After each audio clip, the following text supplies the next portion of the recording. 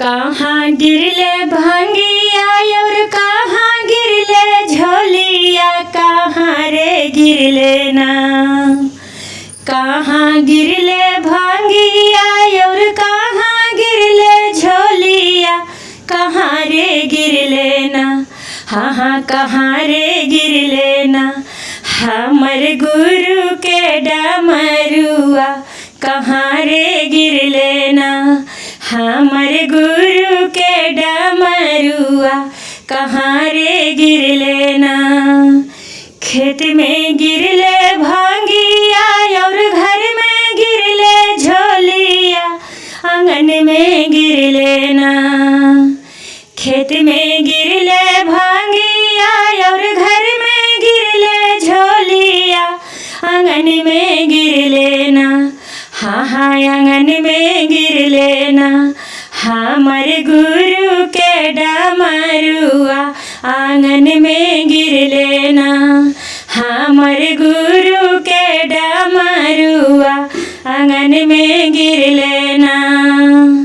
के पबले भांगिया और के पबले झोलिया, के रे पबले ना।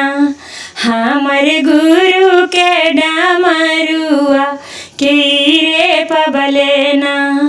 हमर गुरु के डमरुआ, के रे पबले ना। ससुर पबले भांगिया, भैंसुरा पबले झोलिया, स्वामी जी पबले ना। हमर गुरु के डमरुआ, स्वामी जी पबले ना। हमर गुरु के डमरुआ, स्वामी जी पबले ना। ससुर जी के दिहले गुरु जी रोजी रोजा घरबा, ससु के दिहले ना। ससुर जी के दिहले गुरु जी रोजी रोजा घरबा, ससु के दिहले ना। गुरु जी 16 हो सिंगारवा, ससु के दिहले ना। अब भैंसुर जी के दिहले गुरु जी रोजी रोजा घरबा, जेठानी के दिहले ना। हाँ हाँ जेठानी के दिहले ना।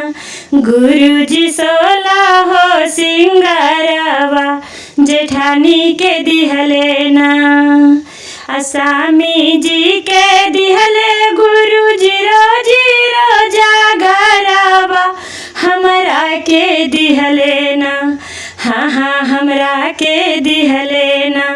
गुरु जी 16 हो सिंगारवा, हमरा के दिहले ना।